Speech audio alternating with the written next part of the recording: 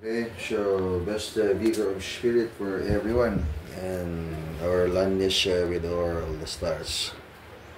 So this is important activities, oneness with all the stars. Kayo ay mga bituin, tayong lahat ay mga bituin.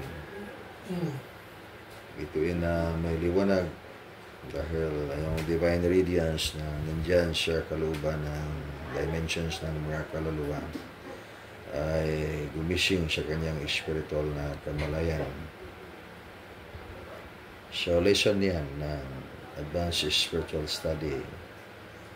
Yung mga ilaw na tinatawag natin na informations of advanced spiritual functions na sa loob ng ating mga dimensions ng kaluluwa. Sa bawat kaluluwa mayroong dimensions, and the dimensions are connected with the external environment, and the physical body is receiving signals both from the external and the internal environment. So ang shielding na kailangan ay mahalaga para sa katawan at para sa bawat dimension ng kaluluwa na mortal ang kanyang pundasyon. So the bridging of the divine radiance of the Supreme Master of Wisdom, Akadastar Supreme Superlight Angels, is a divine intervention na nagaganap ngayon para sa lahat. Yung formula, receive, align, and adapt. Kailangan matanggap ang malakas na enerhiya na galing sa Supreme Master of Wisdom, Akadastar Supreme Superlight Angels. Sa best vigor of spirit para hindi maging lousy ang spiritual formation ng bawat isa. Maging lousy, mahina ang frequency pag walang vigor of spirit. By sorrow of the heart, the spirit is broken. So iwasan din na maging malungkot ang mga damdamin ng bawat isa ngayon. Kaya kailangan ba tayo ngayon ng mga goal, mga layunin? Kailangan ba tayo ngayon ng mga teorya, mga paniniwala? And then higit na kailangan sa lahat ay sasabihin natin ang kailangan ng bawat isa yung direction. Yung direction ang kailangan ng bawat isa. Napakahalaga yung direction. Anong direction ng iyong buhay dito sa mundo? Saan ba tayo pumunta? Anong ating kinalagyan ngayon sa ating spiritual na mga ginagawa? Lalong-lalo na sa mga totoong naghahanap ng kaligtasan, naghahanap ng buhay na walang hanggan. In the religious term, buhay na walang hanggan. Yan ang hinahangad ng mga taong nagserbisyo sa Panginoon dahil gustong maligtas at hinahangad ang kaligtasan ng kaluluwa. Isama na rin natin dyan yung kaligtasan ng katawan. Kaya kailangan natin maintindihan ang direksyon na ito. Napakahalaga ang direksyon. Higit sa ating mga layunin, mayroon tayong mga ideas, mga paniniwala. Ngunit pag wala tayong direction, masayang din lahat. Dahil itong mundo ay napakadulas at napakaraming mga blockages, mga hadlang sa isang tao na makamit niya ang totoong tagumpay, makamit niya ang totoong kaligtasan ng kanyang kaluluwa. Kaya kailangan ng divine intervention. Mayroong mga anghel dyan na ipinadala ang Supreme Master na tinatawag natin Panginoon, Diyos Ama, Supreme Divine Being, Supreme Master. Nandiyan sila ngayon sa kalangitan. Matutunghayan, makikita sa lahat ng mga tao na mag-practice ng art of life. So, ang art of life, in contrast with that, is art of distraction. Walang makaiwas sa katotohanan yan. So, anong direksyon ng iyong buhay na yung paglakbay mo dito sa mundo? Direction ba ito ng art of life? Or direction ba ito ng art of destruction? Pag sabihin man natin na ang direksyon na yung ginusto ng iyong buhay at yung tinatahakan ngayon ay art of life. So, intindihin natin mabuti na natututo kayo ng angels, contacts, and connection. Dahilan, there's only one definition for the art of life. And that is, you have life. And will be able to ascend life in higher dimension. So, ang isang definition lang yan, you have life. You will not lose your life. Hindi mo mawalan yung liwanag ng iyong buhay dahil sa pagkawasak ng opposite command formation. Kaya kailangan makagising sa spiritual na kamalayan. Iba't ibang disiplina itong spiritual na kamalayan at saka yung ating mga kamalayang mga makataong kamalayan. Ang lahat ng ating mga makikita sa ating makataong kamalayan ay frequency ng makamundong mga katotohanan. At yung lahat ng makikita natin sa spiritual na kamalayan ay yung mga katotohanan pag-spiritual panghabang buhay. At makamit ba ng isang taong tunay na katotohanan ng hanap o yung habang buhay na hindi natin alam ang daan. Ang daan nating sinasabi na art of life. Kaya kailangan tayo ng divine intervention. Tanggapin ang divine intervention na siya yung daan upang ikaw ay makapunta sa buhay na walang hanggan. Darating ang bagong panahon. Ayan ang katotohanan. Whether you like it or not. Maniwala tayo sa hindi. Gustuhin man natin sa hindi. We believe it or not. But yan ang katotohanan. So, klarong ang direksyon ng buhay. Kaya yung mga natatakot sa mga future ng kanilang buhay, klarong-klaro ang pinaharap, yung future. The future is not uncertain, so it is very certain. Darating ang bagong panahon. At sa pagdating na bagong panahon, ikaw ba ay umakyat sa higher na dimension or papunta doon sa mundo ng pagkawasak at mawala ng spiritual na kamalayan? So, hindi yan bagay na nakakatakot. Yan ay katotohanan lamang na kailangan natin na makita as earlier as now upang hindi tayo mahuli at mabigo sa ating mga layunin. Ating makamit yung tunay na kaligtasan, makaakyat doon sa langit. Ng langit na yan ay tinatawag na Supreme Governance of the Infinite Cosmic Family of Light. Hindi yan yung langit na astral spiritual world. Lahat ng mga taong mamamatay or lahat ng mga taong matutulog ay pumunta sa astral spiritual world. Maging conscious sila sa kanilang spiritual na kalagayan at hindi sila conscious sa material na katawan. Kasi tulog sila sa physical na katawan. At yan, kailangan din matutunan ng tao ang aral na yan. Advanced Spiritual Study. Yan ang paraan. Marunong kayo ng Advanced Spiritual Study. Hindi kayo marunong yan.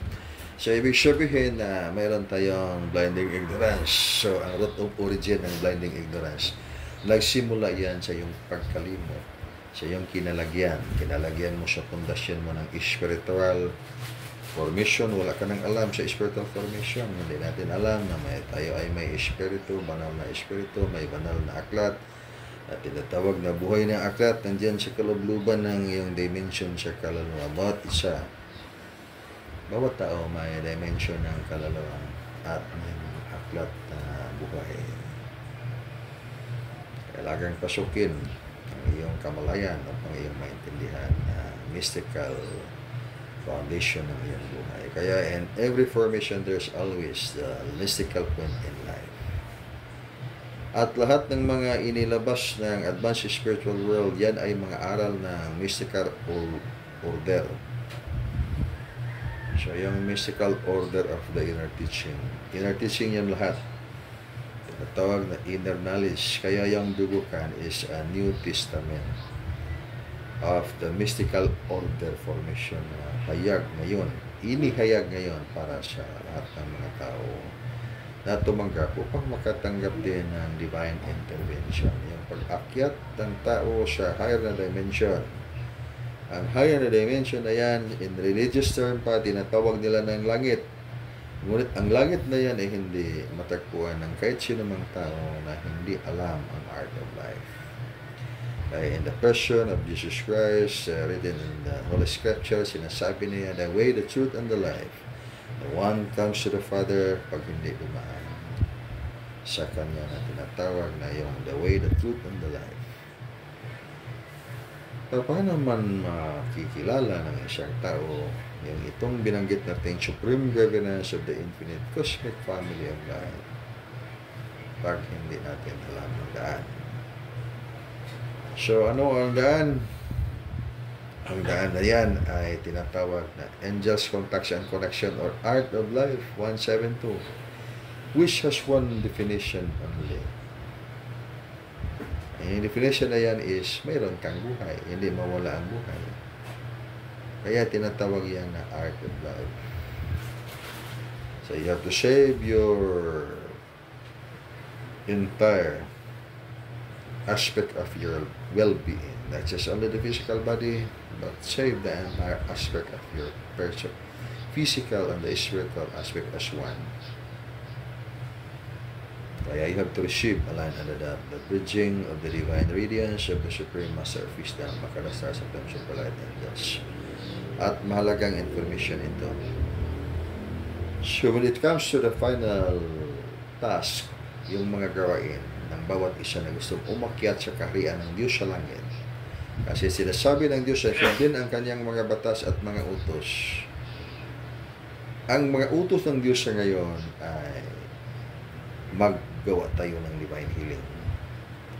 Divine healing. Bakit gumawa tayo ng divine healing? Upang magamot natin ang mga sakit ng ating kaluluwa. Ang mga sakit ng ating mundo, planeta. But we will not try to solve the problem of the planet. Ang ibig sabihin niya na gamutin ang problema ng ating physical na katawan without solving the problem of the planet. For a certain reason, lahat ng mga taong subukan lutasin ang problema ng mundo ay makagawa ng problema sa kanilang mga sarili. At pati din sa mundo. Ibig sabihin, hindi yan magagawa ng tao without the ultimate divine earth intervention. Yan, program yan ng advanced spiritual world. Kaya, just leave it to the will of the Almighty Most High. And that's what we need to do is just follow the way. Follow the art of life. Yan yung higit na kailangan. And then we will create problems in our lives and we will say, we are going to solve the problem of the planet. Paano ba yan? You can resolve the problem of the planet in just a very small thing and power that you have in your life. Let us beyond the authority of the humans without the divine intervention. Kaya, kailangan yung complete surrender to the Omni Supreme Absolute. There is already now ongoing divine intervention. Itong divine intervention, kailangan mong maintindihan. Pag naghahanap ka ng kaligtasan, sinasabi nung dito na tayo ngayon sa katotohanan. Itong katotohanan na ating tinatayuan ngayon ay talagang katotohanan na bibigay sa atin ng kaligtasan. Makapunta tayo sa langit, makakyat tayo sa langit. Yan ba yung katotohanan na talagang tumpak na katotohanan na wala ng pagbabago? Ngayon ay kumidlat. At nakagising tayo sa ating spiritual na kamalayan. At na-realize na natin ay ito palang katotohanan sinasabi natin ay bunga ng ating mga paniniwala. Hindi pa nga ito sa pananampalataya. Wala pa nga yung pagkasapatukuparan ng ating mga kaluluwa. Ibig sabihin wala pang soul realization. Itong soul realization ay pasakatuparan ng mga kaluluwa. Higit na kailangan ng bawat isa kung gusto ka talagang umakyat sa tunay na liwanag na walang hanggan. Kaya direction ang kailangan. Hindi nga yung ating mga theories ang ating mga kailangan. Ideas, napakaraming mga ideas. Common na yan. Bakit mga kailangan pa tayo ng napakaraming mga ideas na walang hanggan? Kaya yung ikaw ay may factory ka dyan sa iyong kaisipan ng mga ideas. Kaya hindi ka maubusan ng mga ideas. Napakaraming mga ideas. Ngunit, pag hindi alam ang direction, mabigo rin tayo sa lahat natin mga paniniwala. Napakaganda ang ating mga paniniwala. Isipin lang natin dito sa ating paniniwala na ito ay ating kailangan. Kasi ito ay importante. Ngunit higit sa importante ay yung talagang mga bagay o bagay na hindi maaaring wala. At yun ang yung direction ng buhay. Art of life ka ba or art of destruction? Ngayon, alam na natin yung katotohanan na art of life ang ating kailangan. Direction ng buhay. Ngunit magawa ba natin na yan makamit ang totoong art of life pag hindi tayo mag-practice ng angels contact and correction? Hindi sundin ang kanyang mga sugo. Ano ang sugo ng Diyos? Manggamot ka. Sino yung gamutin mo? Gamutin mo yung sarili. Gamutin mo yung sariling mong kaluluwa. Ang pundasyon ng physical na katawan ay yung kaluluwa. At may tingnan tayong tatlong tipo o type ng mga sakit. Sakit ng physical na katawan na pwedeng ma-diagnose natin sa ating mga scientific laboratory o lab test. Ang laboratory test na makikita natin yung ano yung mga nangyayari sa ating physical na katawan. And we have the explanations of all those things. What happened to the physical body. That's the first type of the illness. The second type of the illness, yung mga sakit na magically operated illnesses. Gamutin yan kasi yan naka-contaminate yan sa energy body, naging sanhi ng pagkasakit ng physical na katawan. Kailangan gamutin at magbigyan lunas ang physical na katawan. Sa dahilan na yan, ginagawa mo yung serbisyo mo sa liwanag, iniingatan mo yung buhay na templo ng Diyos sa iyong pagkatao. The third kind of illness na ating gamutin ay yung tinatawag nating spiritual sickness. Ngunit hindi yan magamot ng ating sariling mga kapangyarihan. Walang taong may kapangyarihan na gapagalingin ang kanyang spiritual sickness except lang na he has to abide back to his spiritual function. Ano yung spiritual function mo ng buhay ba? Art of life ka ba or art of destruction? And pledge to life. Kailan ka ba naging mayroong pledge of life? This one thing. Saan ka ba talagang may pledge ka? Ano pledge mo yung vow mo to the light? Nanumpa ka ba sa kahayag? Saan ba ka nagsugod pagpanumpa sa imong kahayag? Nga barugan din sa kalibutan. Sa panahon ba nga ikaw nahimong espiritual o sa panahon nga ikaw na tao din sa kalibutan? And I'll tell you the reason, which the very root of the reason, before you were born, before ka na tao, sa wala pa kagi pagkatao sa kalibutan, nanumpa ka na daan. Before the counsel of God, nanumpa ka na daan dito sa astral spiritual nga kalibutan. And even before sa astral spiritual nga kalibutan, dito sa spiritual division, digikan ang imuhang opisina sa imuhang kalagog spiritual. Kaya ito, nanumpa ka na daan before the counsel of God. You will come to the journey of life, the physical existence, to serve life for the noble cause of life. Nanumpa ka na daan ito sa Ginoo, sa langit. Ngamat Ginoo, magpakatawag ko sa iyo, taran katunon ang pagtulungan, serbisyuhan ang kinabuhi. Magserbisyo sa kahayag. Kaya, when you are in the line of your actual journey in the physical world, in the planet, it could be here. Definitely, you are here. Nandito man tayo sa ating planeta, in the division of the humans, even not in the division of the humans. We'll just say, nandun tayo dun sa division ng mga inkanto, saan man tayo, sa alien, sa ibang planeta. And then we have the pledge of life. We cannot delete that in our living book of life. To serve life for the noble cause of life. Yan ang ating mga kailangan itupad na yun sa ating mga sarili. Matupad natin yung ating serbisyo for the noble cause of life. Kaya nung mga task ng isang tao ngayon, So the first is you have to do your divine healing. Gamutin ang mga sakit ng iyong kaluluwa para magamot din ang mga kapansanan ng ibang dimension ng kaluluwa.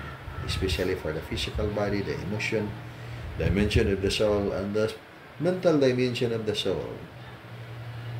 No problem with the light dimension of the soul, the spirit, because those are the immortal side of your foundation. Okay, the second task that you will do is spiritual counseling. Ginamot na ninyo yung mga sarili. Nagkaroon kayo ng vigor of spirit kasi alam ninyo yung landas ng daan para sa tunay na kaligtasan. Ito, napakaraming daan. Ang ating hanapin ngayon yung landas ng tunay na daan. Sa landas ng daan sa tunay na kaligtasan. At yung kaligtasan na yan, nangangahulugang pag-akyat mo doon sa kaharian ng Supreme Governance of the Infinite Cosmic Family of Light. Lahat ng tao hindi pa nakapasok niyan. Hindi pa membro ng sektor ang mga tao sa Supreme Governance of the Infinite Cosmic Family of Light. Anong mga ebidensya sa mga existence na yan? So, makikita nyo yung mga shooting stars. Sabihin nyo meteorites, hindi yan meteorites. Mayroong mga meteorites. That's a totoo. But itong binanggit natin yung mga liwanag na makikita ninyo, yan bumagsak diyon sa inyong harapan. When you look at the land or the ground, wala kang makitang kahit marka ng counting marka ng bagay na dyan sa lupa. Ibig sabihin, hindi yan object, walang kahit kunting bato. Yung liwanag ay dyan lang dumaan sa iyong harapan. Ngunit wala kang trace of any marks na dyan makita mo sa lupa. Ibig sabihin ay hindi bato yan. Kaya yun ay yung buhay na ating sinasabi na membro ng mga sectors o yung membro ng sector of the Supreme Governance of the Infinite Cosmic Family of Light. Sila ay tinatawag na Belhandrim for the masculine ray and Munhandrim for the female ray. So malaki ang pangangailangan ngayon ng bawat isa sa spiritual na kaalaman. Kaya nandito ngayon ang formation ng duhukan. Yung unang mga duhukan sa mga makalumang panahon ay nawawala na. Yung duhukan ngayon sa bagong panahon ay sinimula na ilamas ngayon para matutunghayan yung mga continuation ng mga spiritual study na kailangan ng bawat isa upang makaakyat sa tinatawag natin Supreme Governance of the Infinite Cosmic Family of Light. Yan ay mahalaga. Kaya yung second na mga task binanggit natin na kailangan ng tao. So, second of the task na kailangan gawin sa taong magserbisyo for the noble cause of light. Ano ang tawag niyan? The spiritual counseling. Kaya gumawa kayo ng mga spiritual na mga pangangaral sa mga kapatiran, maging sa mga kapatiran nandiyan na sa landas ng spiritual at hindi pa sila na-reforma yung mga taong wala pang mga pinag-aralang mga spiritual. Ito maraking misconception ng mga tao. Pagsabihin natin yung spiritual ay hindi yan maganda, masama yung spiritual. Kasi sinasabi lang yan sa mga taong wala pang kaalaman at hindi pa nila tunay na alam yung direksyon ng buhay. Nandiyan pa sa level ng consciousness na paniniwala lang yung lahat yung kanilang tinignan. Kaya linear thinking yan. Linear thinking, fanatic, dogmatic, indoctrinated. So when you are going to widen up the horizon of your consciousness, napakalaki ang space ng mundo. Itong mundo ay napakalawak. Yung langit, pag tingnan yung langit ay napakalayo, napakataas. Kaya you have a long journey of life in the physical planet. Kung kailangan mo din yung malawak yung paningin mo sa buhay. not just only linear dogmatic fanatic, indoctrinated. Ibig sabihin, walang spiritual consciousness. So, higit na kailangan ngayon, you must be spiritually expanded of your consciousness. Kaya yung one of the principles of Dugukan, expansion of the spiritual consciousness. So, yung direction mo sa paglaki ng iyong liwanag ay dadaan yan sa expansion of your spiritual consciousness. At the expansion of your spiritual consciousness, dadaan yan sa pagbukas ng iyong mga spiritual na kamalayan. Pagkabukas ng spiritual ng kamalayan ay lumalaki yung silver cord, connecting your consciousness and all your connected bodies, especially in the brain, through the neurons, and then dadaan yan sa rainbow bridge of light na tinatawag natin na yung silver cord, connecting your consciousness to your higher connected bodies, so your precise office of the guardian angel and the spiritual master, from the precise office of your guardian angel and spiritual master to the other higher connected bodies. So higher ang yung tinatawag kasi pag sinasawag natin na higher, pag ito ay higher, then another higher, and then another higher, then walang katapusang higher and higher and higher. Kaya higher yung ibig sabihin yan, higher consciousness. When we speak of highest consciousness, and then that would be the omni-supreme absolute. Getting your oneness with the omni-supreme absolute na kailangan dadaan sa tamang direksyon. Ibig sabihin ng tamang direksyon ay tama rin yung mga gawain. Napakaraming mga gawain ngayon sa mundo ng kahit sino mang taong hindi alam ang tunay na direksyon. Walang katapusang paghahanap ng katotohanan. At wala rin katapusang paglalakbay at hindi pa maabot ang tamang landas at hindi pa maabot ang tamang kahulugan ng langit. That is the same as looking up the heavens, and then walang limit itong ating pananaw when we look at the heavens, but we're just only having it so limited na pagkabukas ng spiritual na kamalayan. That is to say that limited understanding because we put up barrier. Ano yung barrier?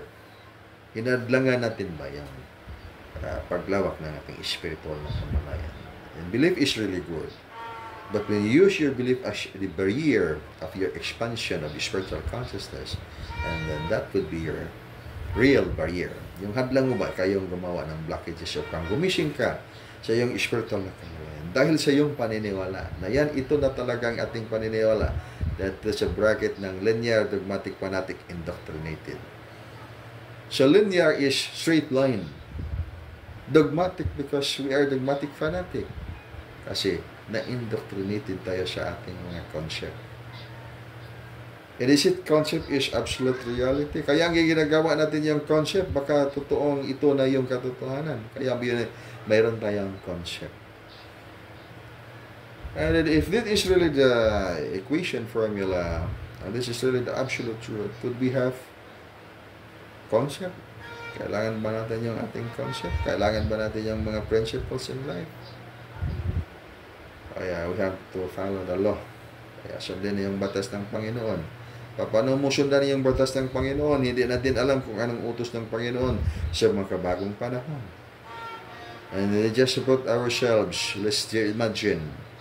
Imagine lang natin. We are now in this new world. 2025 na ngayon. And then, try to journey your consciousness or to yourself. Maglakbay tayo pabalik sa panahon 1,000 years ago.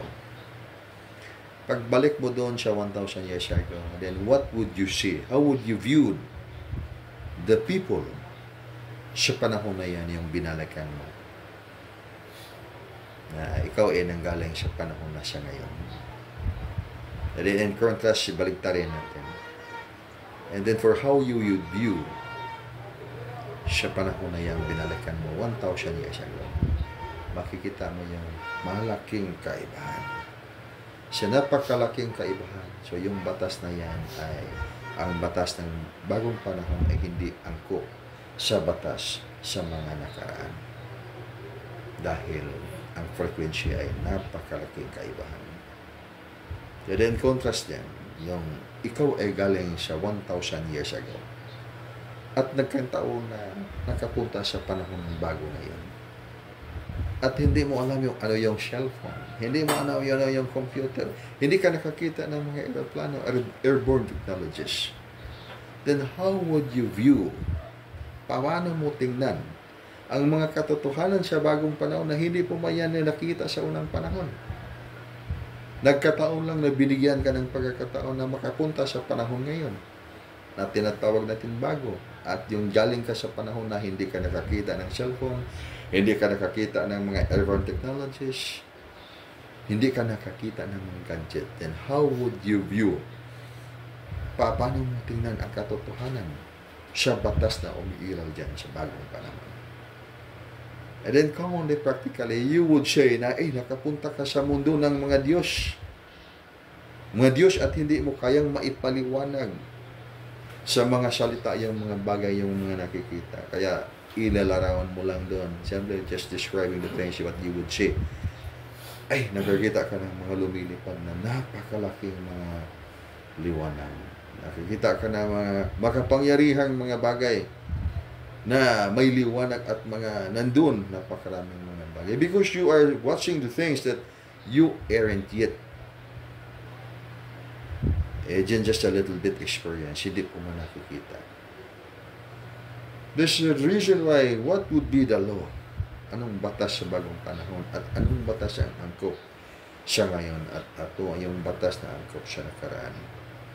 Ang batas ba sa nakaraan ay angkop ba sa batas na ngayon? Kaya pagsundan mo yung mga batas ng Panginoon na sinasabi natin ng Panginoon. Ngunit hindi natin alam kung ano ang utos ng Panginoon sa ngayon at hindi natin naintindihan kung anong frequency, enerhiya na gumagalaw sa ating panahon ngayon. Pati na rin sa iyong katawan. Your physical body is receiving signal from the external environment and as well as the internal environment. That means to say, you are governed by the law of the frequency of the current time. You are governed by the law of the frequency of the current time. Sabihin niya, ikaw ni influencer ka sa balaod sa enerhiya sa bagong panahon. Pero ang imong kaisipan, ang gisunod nimo ang enerhiya sa ng daan nga panahon. Ibig sabihin, hindi nakatugma. Kaya the greatest law of God is the supreme law of equilibrium. Balaod sa balanse. And then you're practicing spiritual. Kasi ito nangyayari sa mga napakarami. It's just a sort of enlightenment. Maraming mga nag-aaral ng spiritual. And then pag-aaral ng spiritual ay pag mag-aaral ka ng spiritual, nabahan mo na bankrupt ang mga tao sa pag-aaral ng spiritual. Sinasabi nila ay pag mag-aaral ka ng mga spiritual, mawala ka ng pira, bankrupt. Totoo ba yan? Totoo ba yung bankrupt? Mag-fasting lang kasi wala nang bankrupt kasi nag-aaral ng spiritual. Okay, so hindi yan totoo. Ito lang ay, we must be clear on what we're doing. Klaro lang ta kung siya itong gibuhat sa pag-studio na ito ng College of Mystery. Lahat ng mga pag-aaral ng spiritualismo ay College of Mystery. Nag-aaral ka ng misteryo na hindi kayang maipaliwanag sa makataong kaisipan. Ngunit maipaliwanag mo sa yung sa spiritual mo na kamalayan. So, unang-una, anong testamento ng spiritualism or spiritualismo? Iba yun sa spiritista. I'm not talking about spiritista. I'm talking about spiritual foundation that is big scope and bigger scope. So, anong testamentong gamit mo? Yung sa pag-aaral mo ng College of Mystery, College of Mystery, yung testamento ba na yung ginagamit mo ay sumang-ayon ba sa iyo na magkaroon ka ng kayamanan? Ngunit, ang pinag-aralan mo ng mga testamento, lahat ng mga spiritual guides na nandyan sa iyo ngayon, maliban sa hindi angkop, dahil hindi sila galing sa precise office, ng iyong spiritual master at saka guardian angel, ayun sila lahat ay hindi sila sumang-ayon na magkaroon ka ng kayamanan. Ibig sabihin yan, pag yung mga spirit guides ng isang tao nag-aaral ng mystical formation, ay yung pinapractice na yung testamentong hindi sumang-ayon na magkaroon siya ng kayamanan, definitely, hindi siya magkaroon ng kayamanan. Kaya ngayon ay nabinta niya yung iyang baboy, nabinta niya yung 10,000 peso. Nagkaroon siya ng pira, 10,000 peso kasi ibininta yung baboy. Lumaki yung baboy at nabenta sa merkado at mayroon siyang 10,000 peso. Ngunit pag uwi niya sa kanilang bahay, kasi nandyan man siya sa testamento na hindi siya mang-ayon yung mga spirit guides na magkaroon siya ng pira, pag uwi na doon sa bahay, nagkasakit ang kanyang anak, nalagnat at dinala sa ospital at gumastos siya ng 20,000 peso. Naubos yung 10,000 at nagkautang siya ng 10,000. Kasi ang tao ay naghahanap ng pera dahil sa pangangailangan. Ngunit ang mga spirit guide ay hindi siya mang-ayon na magkaroon siya ng pera. Kasi yan ay yung hinihingi niya sa kapangyarihan ng Diyos na mayroon siyang kapangyarihan dahil sa kanyang testamento na pinag-aralan. Ngunit hindi man niya alam na hindi yung testamento na yan ay hindi yan siya mang-ayon na magkaroon ka ng material na kayamanan. So huwag ka nang magtaka pag wala kang pira at naubos yung pira. Kasi palagi nang hinahangad ng tao na magkaroon ng hanap buhay na may income at magkaroon ng pira. Ngunit araw-araw din ni ginagawa at dinidevelop niya yung testamento na hindi siya mang-ayon na siya ay magkaroon ng pira.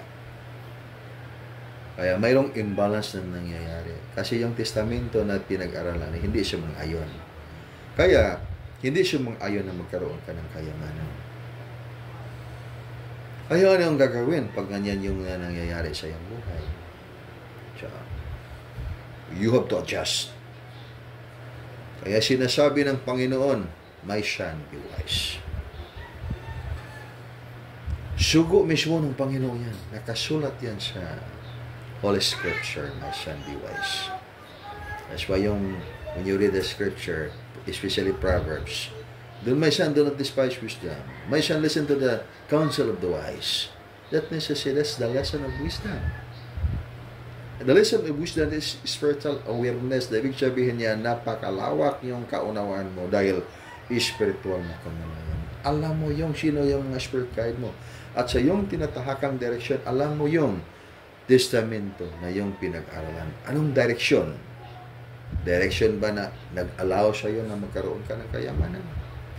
O direction na hindi nag-allow, hindi nagpahintulot sa iyo na mahumahawak ka ng kayamanan? Kaya, pag gusto mo ng kayamanan na hindi ka pagbawalan ng iyong spiritual guide, gamitin yung testamento na sumang-ayon sa iyo na pwede kang magkaroon ng kayamanan.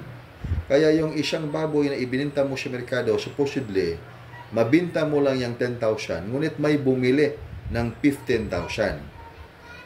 At then, sasabihin mo, ay, 10,000 niya kung baligyan niya akong baboy, ipalit man niya 15,000. Sa blessing yan sa Panginoon. Kasi may spirit guide ka na palaging sumama sa iyo, palaging sumama sa iyo, saan ka man magpunta. At yung precise office yan, galing sa precise office ng yung guardian angel at saka spiritual master na hindi anti-money. So, ang pag-aaral mo sa spiritual ay hindi yan maging pulubi ka o maghihirap ka. Hindi yan nag-prohibit ng kayamanan. Alamin mo lang yung anong direksyon. Alamin mo yung anong testamento at sinong-sino yung mga spirit guides mo. Sumang-ayon ba sila na humawak ka ng kayamanan? At kung sakasakaling hindi sila sumang-ayon at gusto mo na magkaroon ng kayamanan na para mabalansi ang iyong hanap buhay, mayroong spiritual na balansi at kamaterial na balansi, hanapin yung mga spiritual guides galing sa iyong sa testamento na sumang-ayon na magkaroon ka ng balansi ng iyong buhay. Kaya when you call your alter ego, that is your higher collective bodies. Ngunit, pag dumaan ka sa numerology, unlocking the letters of your name, just to look at the light and sound vibration that can activate your connection with your higher connected bodies. And then, isang litra ng iyong pangalan ay isang testamento. Ngunit pag magwabol yan sa precise office, yung guardian angel at saka spiritual master ay hindi din makamit ang totoong connection na kailangan mo na makuha galing sa iyong testamento na magbibigay sa iyo ng tumpak na mga kasagutan sa iyong pangangailangan ng buhay. Hindi lang material. Ang material is just a sort of little thing that you need in life that can truly satisfy the very needs of your soul, ultimate needs of the soul. Kaya ngayon, pag itanong natin anong ating mga gawain sa batas ng panahon ngayon na umiiral. Sa batas ng panahon ngayon na umiiral, that is regardless, hayaan, iwanan muna natin yung material na pangangailangan. Kasi lahat ng mga tao ngayon ay nangangailangan ng material na bagay. Only na magkaroon lang ng blockages pag hindi natin alam yung anong influencing energies na nag-govern ng buhay. So, dito tayo ngayon. Ang gawain ay do healing. Manggamot tayo. Sabihin natin, hindi ako manggamot kasi wala ako manggamot na nagtrabaho man ako at saka mahiya ako manggamot. Ang ibig sabihin nito, lahat ng mga tao walay exempted. Kailangan mong matututo ng paggamot. Gamutin mo ang kaluluwa mo mismo. Sa iyong pagkatao, in the 7 dimensions of the soul, mayroong 3 dimension ng iyong kaluluwa na hindi maaring hindi mo gamutin. Kailangan mo talagang gamutin. At wala ng ibang tao makapaglunas, bigay lunas niyan. Ikaw lang mismo sa iyong sarili. Physical dimension ng iyong kaluluwa, founded, mayroong pundasyon ng energy body, emotion dimension ng iyong kaluluwa, at saka the mental dimensions of your soul. Pag magkaroon ng sakit ang emotion dimensions of the soul, for the meantime, pwedeng mabigyan lunas ng iyong mga kaibigan kasi magbigay sa iyo ng mga inspiration words. I-motivate tayo ng tao. Malungkot na malungkot tayo ngayon kasi mayroon na mga mag-motivate sa atin and then masayahan tayo ng konti. But if you cannot develop the problem of your soul in the emotion dimension, hindi yan magkaroon ng stability kasi walang spark na nag-activate. Wala bang liwanag na nag-activate na tinatawag na informations of the advanced spiritual function. Mananatiling may sakit ang iyong kaluluwa. Kaya hinahanap ng isang tao yung growth na yung lumalaki ba ang kanyang liwanag. Hindi lumalaki ang puso na mayroong heart's enlargement. Lumalaki ang liwanag. Kaya magkaroon ng kasiglahan, vigor of spirit ang isang tao at mabigyan lunas ang mga sakit nandyan sa emotion dimension of the soul. So, kailangan mong gamutin yan. Ikaw mismo sa iyong sarili. And then, mayroon ka ng malaking liwanag. You have to serve life for the noble cause of light. Ibig sabihin, you have to serve life for the noble cause of light. So, spiritual counseling yan. Tulungan mo yung mga kapatiran mo na maliwanagan din sila. By the force of the Spirit of the Omniscient Absolute na dyan lay umiilaw na sa iyong buhay, makapagbigay ka ng liwanag sa ibang mga kaluluwa na nangangailangan ng liwanag talaga dahil gusto din nila sila na imaligtas. Okay, you can do it.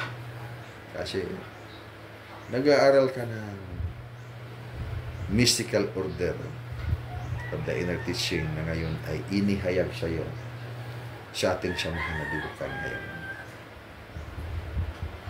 At pangatlo is, ito, importante ito yung pangatlo. Teach lesson of art of life. So, mother of learning is teaching. Yan, importante yan. Dahil yung pangatlo, but not the least, ha?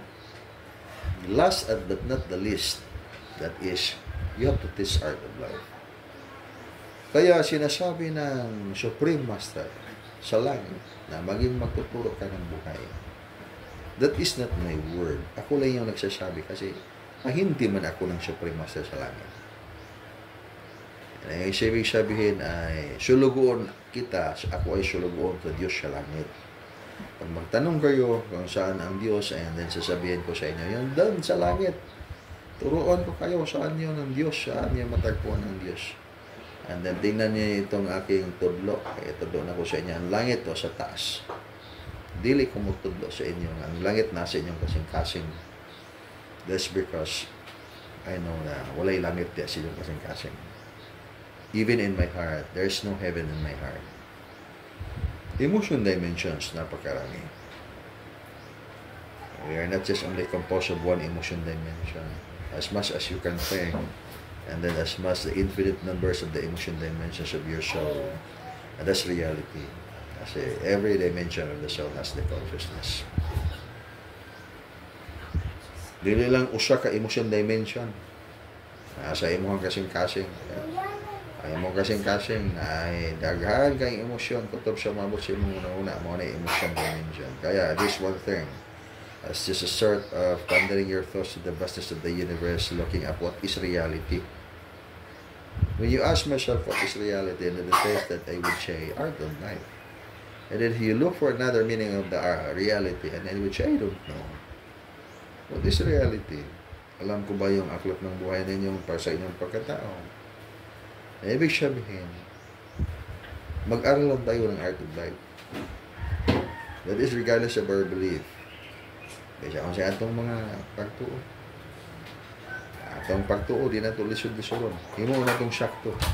Walay sayop sa atong pagtuo. Bisag sayop, atong sakto yun na. All the things we will look at, mayo. It is positive. Positive. That is the law of attraction. Tanan ni imong butang na tanawon sa maayo na pananaw, sa maayo na connection. That's why we must be always positive. Ang atong pagtuo ba karon insakto o dili? Ari yung sakto gud na. Wala yun sa'yo. Bisan pag ang atong mga pagtuo nagkadaiya niya, we are 1 million people. Or entire planet, 12 billion people. And then, kada usa mayroong pagsatag sa kapagtuo. Wala sa'yo, pulos na insakto. Ibig sabihin, we must respect each one's belief without prejudice to the knowing of the precise direction in life. Ibig sabihin, mag-practice ang art of life without changing your belief, because once you wake up, makita niyo mga, uy, mauman din na tinuod. Ilako bag ang tinuod, mautog sa una. Sabot, we must love our belief. And when you look at the heavens, makita kung napakaraming mga bituin. And when you go to your schooling in the academic, and in the elementary, and then you will be taught by your teacher 9 planets, and you have to memorize 9 planets. And that is still good by this time, kasi when we have to memorize 100 planets, 1,000 planets, napakaraming mga planet, ay, sa ko makaluya ng sige memory. This is the time that you must expand spiritual consciousness. That's why you have to look at the heavens. Tingnan niyo yung kawanangan, pila ka planeta inyong makita niya, o 9 planets lang ba. And then in your study of advanced spiritual lessons, and then you have to name the names of your God, mga tagong pangalan ng Diyos na iyong nalalaman. Kasi binasa mo yung mga aklat ng mga tago. Kasi tinuruan ka na yung magtuturo o guro o anong tawag niyo sa inyo, yung mga nagtuturo sa iyo ng mga banal at tagong mga salita ng Diyos. At nagkaroon kayo ng 72 names of God, 101 names of God, 1,000 names of God. Ibig sabihin, may mga tagong mga pangalan ng Diyos at napakarami kasi nabasa ninyo dyan sa inyong aklat. Tago. At yung mana na natago dyan sa mga aklat. Kasi yung aklat mismo ay tago. But the question is, Yan lang ba yung mga pangalan ng Diyos? Na inihayag ng Diyos doon sa kanyang mga doon sa sangkatauhan. Okay, yan yung preamble sa umpisa ba. Yung atong sinugdanan sa pagkakataon. Mayroong mga tago na mga pangalan. Ngunit hindi nagtatapos dyan. Kasi when you learn the advanced lesson, when you have to look at the heavens again, because you have the greatest library in the universe, itong cosmos. You have the greatest library in the cosmos itself. And then, makikita mo yung mga bituin sa langit. Lagyan mo lang ng bawat isang bituin sa langit, isi-isang pangalan na tago ng Diyos. Pangalan na tago ng Diyos, bawat bituin. Then, when each star has the secret name of the Omniscient Absolute, then how many secret name of the Omniscient Absolute? So, hindi mo mabibilang, napakarami. Kaya, itong kaalaman is a never-ending process of inner discovery. So, wag bigyan hadlang ang paglawak ng iyong kaisipan sa mga espiritual na mga bagay na yung kailangan upang ikaw ay makaakyat sa kaharian ng Diyos. Tunay na kaharian ng Diyos. Para ikaw ay hindi mabigo sa iyong layunin at mabigyan mo ng katuparan ang iyong pledge of life in the spiritual world. Yung pledge of light ay napakahalaga yan. Yung panumpa mo sa kahayag. Dito sa langit. Okay lang manumpa ka sa mga tao. Hindi man ang panumpa sa mga tao. Kaya yung mga tao sige panumpa. Pero walay katumanan. That's because lahat ng mga bagay sa mortal physical, sa astral spiritual ay magbabago. Ang hindi lamang yung magbabago sa mga bagay ay yung mga bagay na walang pinagmulan, walang katapusan. Yun yung hindi magbabago. Kaya pag matapos na yung alpha omega ng panahon, ay papasok ang panahon na bago. At papasok na naman ang bagong panahon at matatapos na naman sa katapusan ng panahon ang another time will come. And until to the point na yung mga tao ay maka-ascend into higher dimension, nandun na sila sa higher dimension, ang mga bagay ay hindi magbabago. So, mostly important by this time, practice angels contact and connection. When you practice the angels contact and connection, mabigyan daan mo na pasakatuparan na yung kaluluwa na magagawa ka ng spiritual counseling, magagawa ka ng divine healing. When you practice angels contact and connection, you are expanding your consciousness. You are expanding your silver cords, connecting your consciousness to the advanced spiritual world. You are activating, not just only activating, you are also accelerating and enhancing and developing your advanced inner connection with the Omniscient Absolute. And then by this time, kailangan na mahasa na ang katawan ngayon.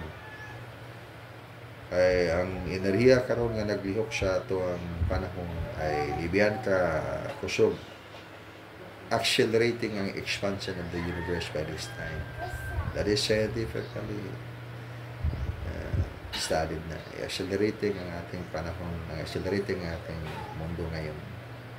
The universe is really expanding because consciousness is really expanding. But here's worst thing. When the universal consciousness is expanding, but a certain person is not expanding in his own consciousness, mayroong imbalance na nangyayari. Expanding ang ato, accelerating, kusog kayo ang pag-expand sa universal consciousness, ibang kamalayang spiritual sa kalibutan. Kasi nandito ngayon ang mga anghel na ipinadala ng Supreme Master.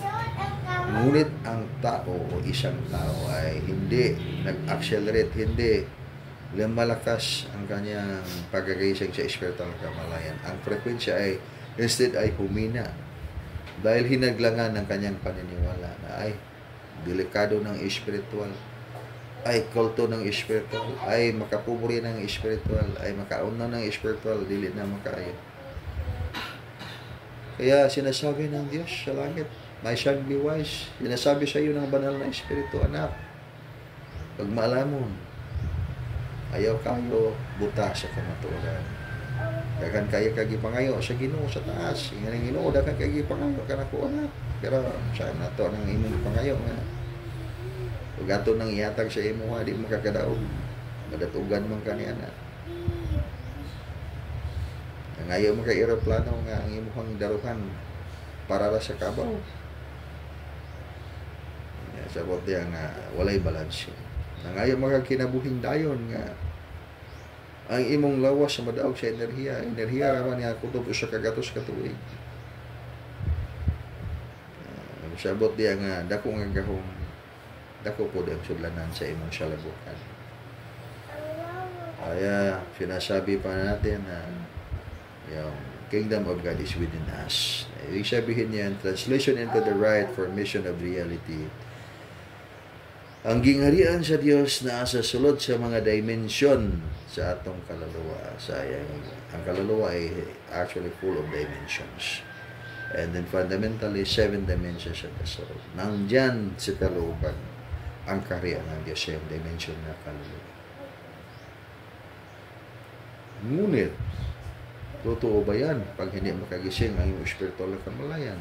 Ang sagot yan ay hindi. Hindi yan mapasok ng kahit sino namang tao ang kanyang dimension sa kaluluwa pag hindi gising ang kanyang kamalayan. Kaya yung mana na tago ay hindi yan matanggap ng kahit sino mang tao na hindi makapagbukas sa kanyang spiritual na kamalayan. Kaya hindi niya malalaman yan. Kaya ang sinasabi niyong may pandinig, kailangan makinig sa tinig ng banal na espiritu. Yung magtagumpay ay bibigyan ng mana na tago. Yung mana na tago na yan ay yung kaalamang espiritual ng diyan sa iyong buhay na aklat sa kalauturan. Natural, hindi yan mababasa ng kahit sino mang tao. Dahil pag mabasa ko yan at nang iyo yan niya, ikaw yung tumanggap, ay hindi isabihin niya na hindi yan na yung tama na sinasabi na mana na tago na hindi mababasa ng kahit sinong tao maliban sa kanya na tumanggap sa mana na yan. Ibig sabihin yan, ikaw yung magbukas ng iyong spiritual na kamalayan. Hindi ako yung magbukas ng iyong spiritual na kamalayan. Dahil hindi yan allowed. Hindi yan pinahintulutan ng batas ng spiritual. Ang Diyos mismo ang nagbigay ng batas na yan. Na kahit mga anghel ay hindi pwedeng lumabag sa batas ng kanyang inilagay dyan. Ibig sabihin, ikaw mismo yung may kapangyarihang makaalam sa iyong buhay na ako. Kailangan pasukin mo yan. Kaya nga ikaw ay magsabi na direct to God, maari bang makadiretso ka sa ultimate God na hindi ka dumaan sa precise office ng iyong guardian angel at saka sa spiritual master? No. That's right. Hindi. Dahil by law itself of the nature itself does not allow you to do that. Does not allow you to delete the function of your higher connected bodies. Kaya ito ang katotohanan. When we will say, atong Bisayaon, maingon ta, diretso lang ko sa Ginoo. Diretso ko sa Dios, diretso Diyos sa langit. Pero wa man ta kaybaw sa bridging sa atong kinabuhi, wa ta kaybaw sa taytayan mga atong agian. Pasabot unang-una, wa ta kaybaw sa direksyon. Wa ta kaybaw sa point to point. Pero ang Diyos mismo sa iyang balaod nga espiritual, wala mo sugot nga ikaw, isalikway mo ang gamit sa imong guardian angel o sa imong spiritual master nga mismo sila mao ang imong higher connected body. Mismo sila imong higher connected bodies. Kaya og istorya pa rin translation sa yon simplified. Wa mo sugot ang Dios nga imong kwaon imong ulo ba? Ilabay nimo to sa basurahan. Nya mo diretso ka og lakaw nga to sa stage, mayon ka nga, oy, ako ni, diretso sa langit, diretso sa stage. Pero gilabay nimo imong ulo, mahimo ba na? Mr. Shea, you cannot say anything. Hindi ka makaistorya bisig unsa kasi wala man diha imo mong gisilikway ang imong guardian angel o spiritual master kay muditso ka magpalaban sa Ginoo. Ayan na. Ura bag niyo ta ay detso jud ni sa Ginoo para sigurado para dili magkapit-tapit bisig asa. Wala mo kagabaw nga imong other connected bodies imo nang usara ka diha. That's why know thyself. And you must be grateful to the Omni-Supreme Absolute kasi maniwala man kayo siya hindi. Ang College of Mystery, ang origin is Golden Island. Golden Island, doon pumunta ang mga hari ng mundo. King Solomon, King David, at lahat ng mga hari sa mundo. Pumunta sila sa Golden Island. Pati Jesus Christ ay pumunta sa Golden Island. Not necessarily the name Jesus Christ kasi that is Romanization name. Ibig sabihin ay yung Golden Island ay dito sa bansa ng Pilas ng Silanganan. Ngunit ngayon ay hindi lang matagpuan dahil tinago ng aklat ng Paro. Then you want to know about the book of Paro and then practice in the contact and connection. And then the mystery shall be gradually revealed to you. So, ang unang mga dugukan sa pagtulunan, sila yung mga punuan, gikanan sa pagtulunan. Nawala na sila lahat. Pag hanapin ninyo sa nakaraan, okay, babalik kayo sa nakaraan. Meaning to say, pagpakatao mo nga, balik sa panahon nga 1,000 years ago, you want to look for Jesus Christ, pagpakatao mo sa panahon na year 4, that's the time na tao si Jesu Cristo. Siya yung dugukan sa pagtulunan ng mystical order formation of the Iraq teaching. Ngita mo ni si Rizal. Pagpagkatao mo sa panahon na tao si Rizal. Way back long time ago. 1800. Sabot na mo tao mo ta mangita sa panahon nga nilabay na kasi nandyan ang atong pagto. Mahimo ba nga magpakatao kag balik sa panahon nga nilabay na? Mismo sila dili na sila magpakatao sa panahon nga nilabay na kay human na ang panahon nila. Muadto na pud sila sa unahan. Kaya kayo ngayon, pag gusto kayong pumunta sa syudad ng Panginoon, ang tawag sa syudad yan ay Golden City o sa Perm Gabi sa The Infinite Cosmic Family of Light. And then you have to journey. Continue your journey into the realm where you are destined to be. Padayon mo sa inyong lakaw ngadto sa kalibutan. Sa syudad sa Dios, diha ka naka-destiny. Ayaw balik. Balik ka hinaon. Pareha ka College of Mystery, balik elementary, balik primary, and then imo na lang sala. Pag dili jud ka mo graduate sa imong pagtulong. And you have done your College of Mystery. Okay, continue. The next to College of Mystery is Governing Star Formations, Palace of the Olympic Stars. Okay, that's all. We will not end in this way. So, gilanon sa mga anino sa misteryo sa mga pulong at ang lagyan ng katotohanan. We will meet in the core of the sun, actual practical lessons of the angels contact and connection. Pagbalaan sa kinabuhi o sa kinaiyahan. Bim.